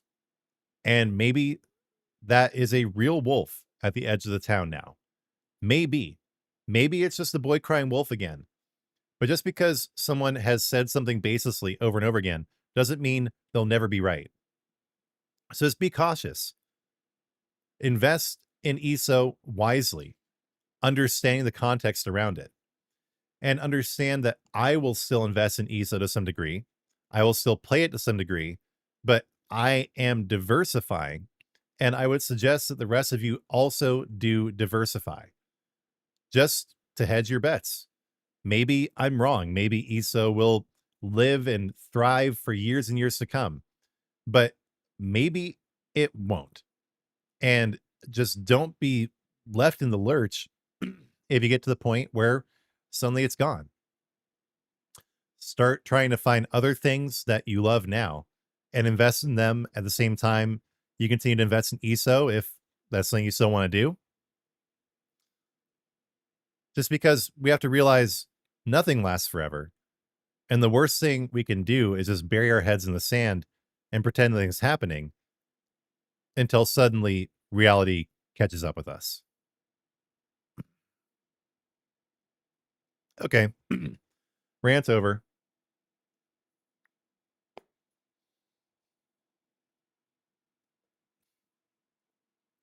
No more buying $120 houses.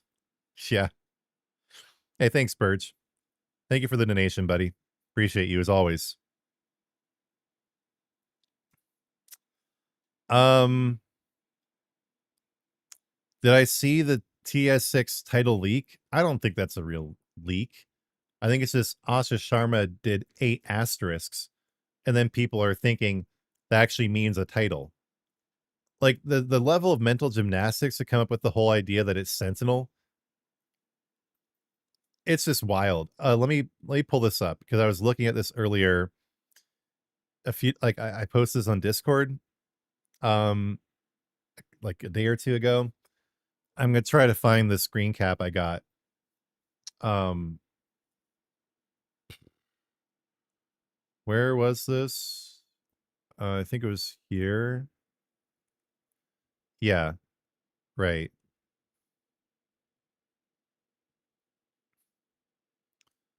So this is why people are saying it's Sentinel. Literally, there's just like a bunch of numbers in Starfield somewhere.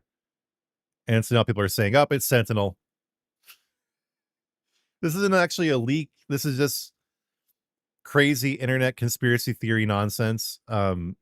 Once again, people are assuming she put those 8 asterisks in there to indicate actual characters, but that could have just been like a good number of asterisks to put in there. It could be 6 characters, it could be 14 characters. Like we really don't know how long the name is. So people are just grasping at straws to, like, look at this. Like, what is, come on. This is crazy people stuff. People are just grasping at straws to, like, find anything to give them more information on the Elder Scrolls 6. But, I mean, we have no idea. We literally have no clue. And I just think that's all very interesting, but ultimately very silly. Cab writes, you've been playing Soulframe. It's incredible. Yeah, Arcade and Chronos Odyssey, I mean, it's all Korean slop. I have no interest. But Soulframe, I mean, from what I've seen, does look absolutely incredible.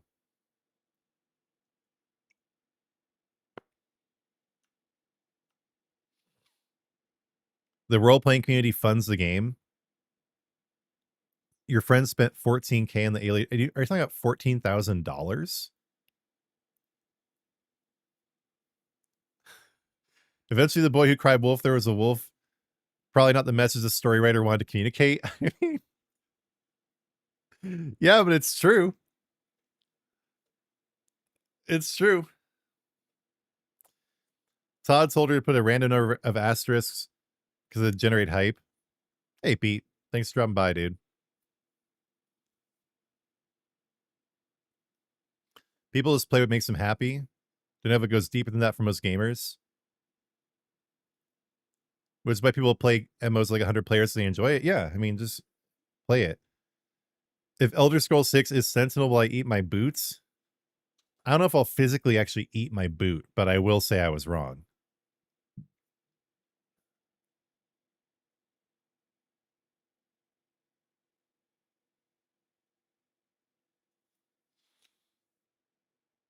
Thank you for the gift of a what even is this? I really need to figure this out as a content creator. But what is this stuff? These um these gifts people send.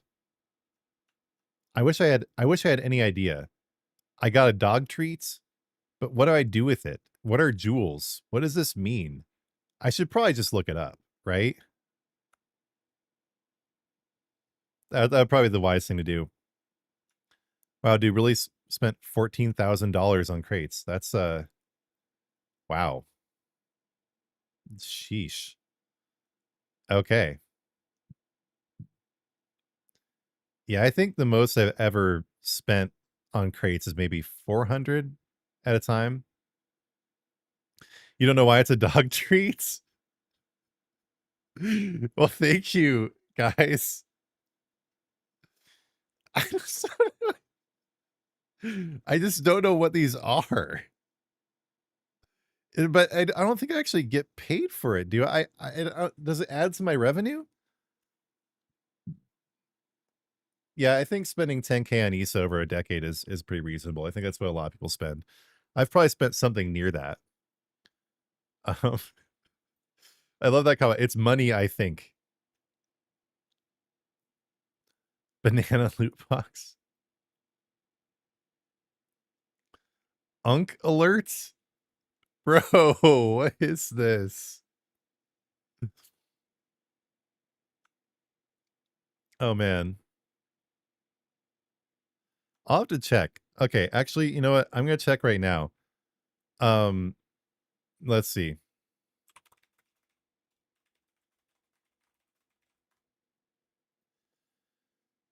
Okay. Okay, here's the answer. So it is real money. So I am really grateful to everyone who's given them to me. Gifts on YouTube Live are interactive animated visual items that viewers can send to creators, powered by an in-app currency called Jewels. They appear as on-screen overlays. When creators receive them, they receive rubies, which convert into real money. Okay, these are then paid out as revenue, but like how much? Okay, how much are rubies worth? I want to know like how grateful I should be to you guys. Like if it's like 5 cents or like $100 or something. Okay, each ruby is worth a tenth of a penny. Okay. Okay. So that means what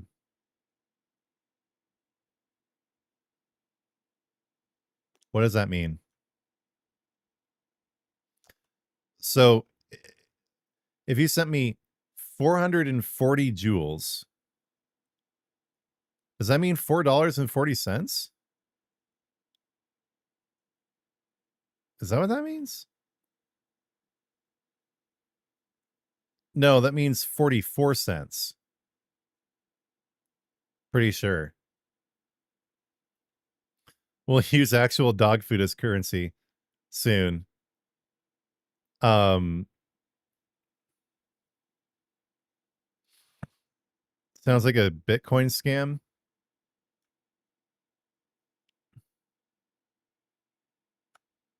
Okay. Yeah, I love history, but I can't get too into it or else I go insane because what people tell you history is clearly not the truth. But it does seem like people have worked really hard throughout the centuries to make it basically impossible to figure out what really did happen. And then people think, okay, I've got the answer now, right? But then there are so many holes in those answers that you start to think that these are just further levels of the deception. And you start going like legitimately paranoid schizophrenic. So I love history. In the same way, like I love like a good story, right? But I put them on about similar terms where history is like like one of those movies or shows like inspired by a real life events, right? Inspired by what really happened, but it's not what actually really happened.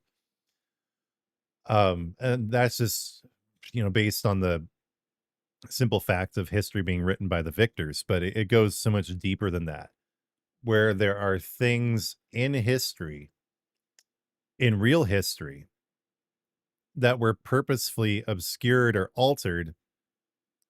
And now we're at the point where that fuckery has so completely messed with the whole system that it's basically like imploded on itself. So, um, I think it's very difficult to verify the veracity of pretty much any historical accounts predating around the 1920s or so. About a century ago is about as far back as we can peer and have some degree of certainty that what we're seeing is the real story. And past that point it gets really fuzzy, and the obfuscation and the lies start to really set in. And so I've at various times in my life really set out to figure this out once and for all, and each time I've had to just give up, and it's mattered less and less each time. For me, like I used to get really worked up about this, and now I'm just like, it's in God's hands. Satan has been given control of this world, and he's the father of lies. So obviously, history is going to be a lie. Every major thing in the world is a lie. So just accept that. Move on, bro. What are you so upset about? It's not like they stole free energy from us and the entire petrochemical petrodollar based economy and all the endless wars and everything is based on a lie about not having free energy or anything like that. We should all be living in utopian cities with what about those old buildings? And if you look at the top of the old buildings, you will see these chambers that used to have mercury in them, sawdust, and captured atmospheric electricity, and Tesla towers, and J.P. Morgan, and Jekyll Island, and the British Zionist movement from the 1800s, and the Balfour Declaration, and what were the protocols of the Elders of Zion after all, anyway? it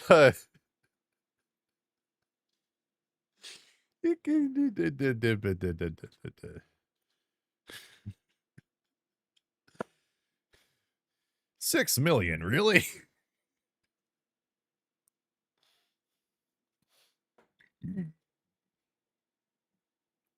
It goes to far.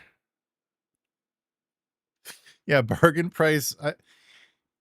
I'd actually I would actually prefer for Elder Scrolls lore to be real history at this point. At least that makes sense. CERN really did something to this timeline. Okay, you guys got to figure this out, or you gotta check this out. Reel it in. They're gonna shut us down. Yeah, yeah, yeah. I think I get to keep the jewels. I'm just gonna do AI for this. Explain the plots of the Traveler series by John 12 Hawks. You guys have not heard of this? This is so trippy. And it has a lot to do with CERN. Um, specifically, um, this is one of these things that makes me feel like it was like an actual like, insider who no, it does. Bro, what are you talking about? Yes, it does. Central role in the whole quantum computer demon thing. See, AI doesn't want me to know. No. Nah, bro. This foolish robot doesn't want me to get to the truth of the matter here. Um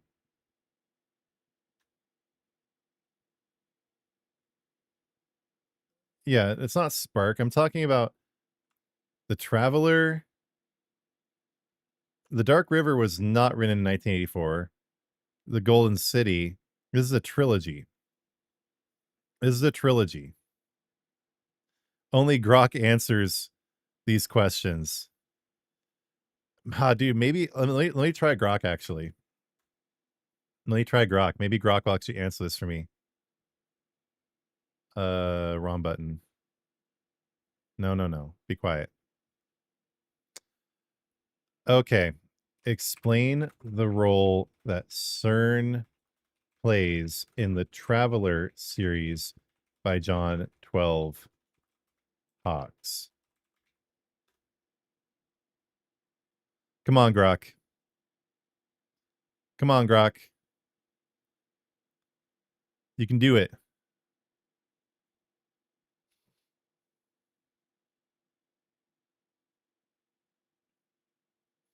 This came out in like 2005, guys.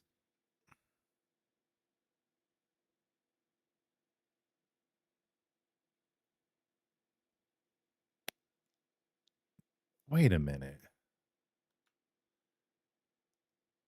Yeah, yeah, the quantum computing, but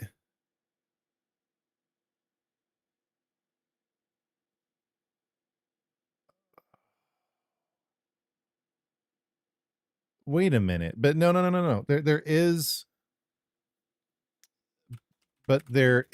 a particle collider connected to a quantum computer, correct? Even if it's not explicitly referred to as CERN. Like I do remember this like specifically. I don't know. You guys just gotta go read the books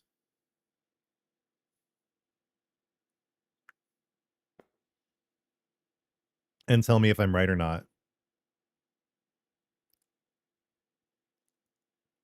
Dude, I swear. But I mean, it has been like over a decade since I read these books. I could actually be misremembering this. Yeah, the Fourth Realm trilogy. But it's not telling me the plot.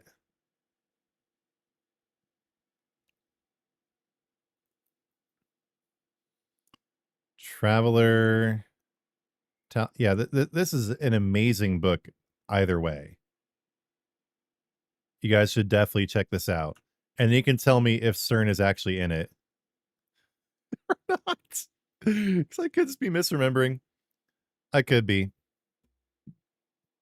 Yeah, it could be another Mandela effect too, or I could just simply be forgetting. But dude, don't get me going on the Mandela effect, because I have a couple like really really wild ones, and wild because it's like one of them is like from like sample sizes and polls. It looks like probably millions of people remember this one. So we're gonna start with the one that is really obvious. And yes, okay, I'm gonna talk about the Mandela effect for a minute before I go. Um, the Nelson Mandela thing, I don't know about that, but this is the big one for me. Um,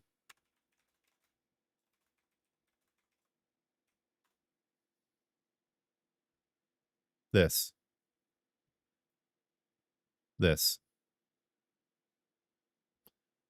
I had tons of this underwear as a kid, and I had a specific conversation I remember with my mother asking her what this was. And so she explained what a cornucopia was. This is literally why I remember, like, this is why I know what a cornucopia is because of the logo on my underwear when I was a kid. But it's never been there. Why remove it? That's a really good question. But you look up what the cornucopia symbolizes. Basically, eternal, like endless bounty and eternal life. But let me see if I can find this one.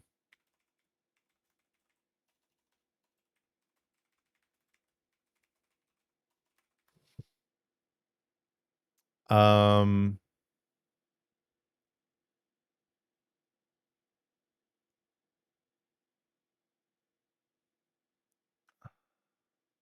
this person's just trying to disprove it. Okay, I'm trying to look for there's like an actual story that someone mentioned about someone who like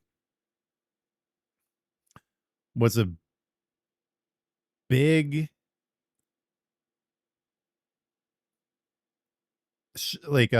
what's this guy Sinbad fan? He was like a huge Sinbad fan, and he got a new girlfriend who was mentioning a Sinbad movie that he'd never heard of, and he couldn't believe it. Um, let me see. Let's try putting in girlfriend story Mandela effects. Duh, duh, duh, duh, duh.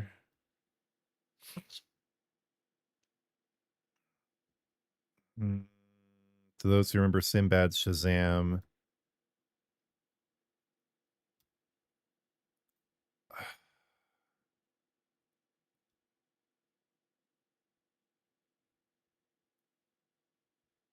And then people, all I can find is just disproving disproving it. So I'll just have to explain what I remember. Oh, dude, did I not have did I have the full camera on that whole time? I was trying to look up the Fruit of the Loom logo. Whoops, my bad. I was trying to show this, but I failed. Anyway, yeah, that's the cornucopia. I had my full camera on that whole time, didn't I? But anyway, that's that. And then I couldn't find the Shazam thing. But I remember I didn't see the movie. This is what I remember is on Saturday mornings, I would always look through the newspaper to see what was playing at the movie theaters. And if you guys remember, if you're like from the 90s or earlier, they had these little tiny like squares on a certain page of the newspaper that showed which movies were playing and at what movie theater in town, right? It was like a tiny little snippet of like probably like 50 words, right? I just remember seeing when I was about 3 or 4 years old an ad for a movie called Shazam, Shazam. Um, and it said something about how a mystical genie helps inner city children with their problems or something like that. And that was it. I remember talking about with my grandpa, us talking like, do you want to go see this? I'm like, I'm not really that interested. But then what's weird about it is I remember there also being an animated TV series that came out on the Disney Channel like a year later covering the same stuff.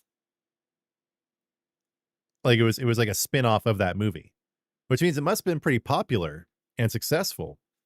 But yeah, I mean, I remember seeing very specifically, I remember seeing an ad for it in the newspaper. God knows, right? God knows what happened there.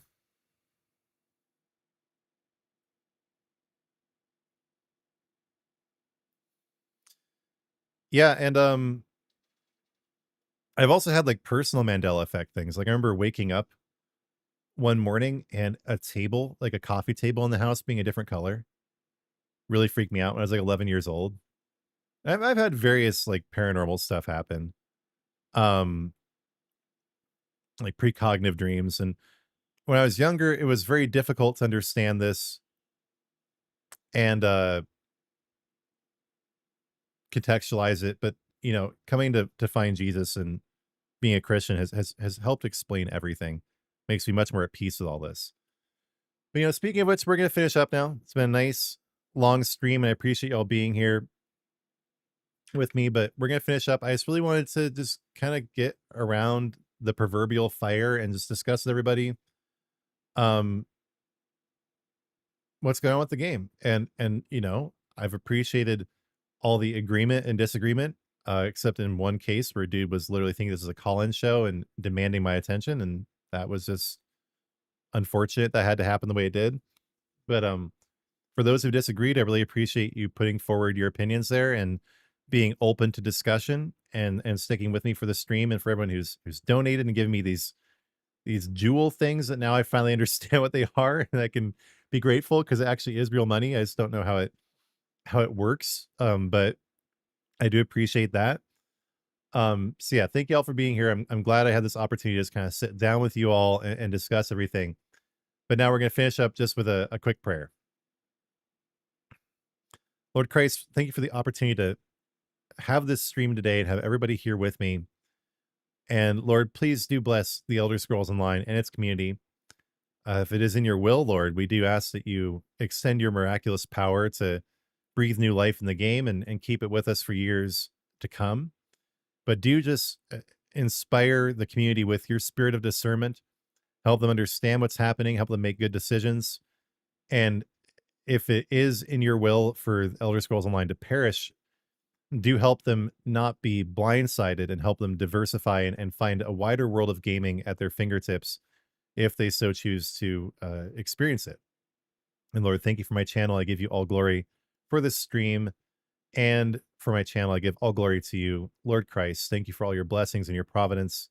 Please be with everyone on the stream today as they go out into the world on with the rest of their lives. And please do bless my channel and all my endeavors here. Lord Christ, in your mercy, hear our prayer.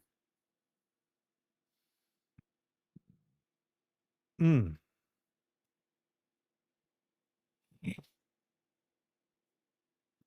You missed the whole thing?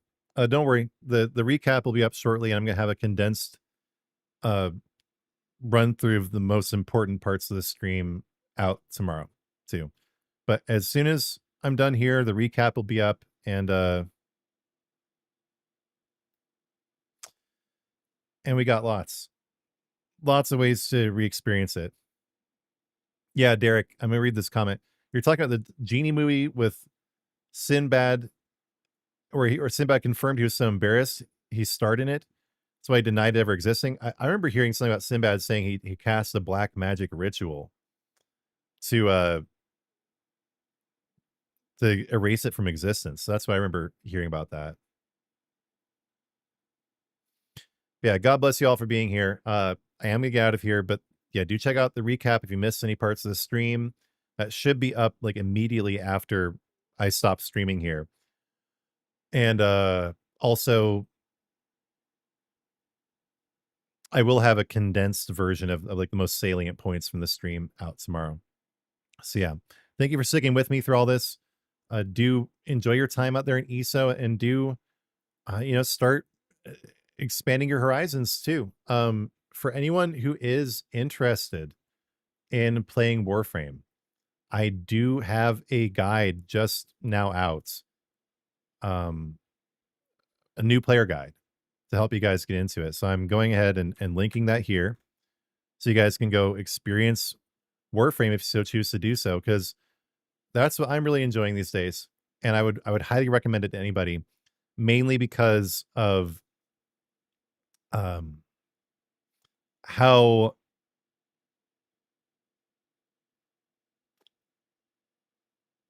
integral the developers are at Digital Extremes.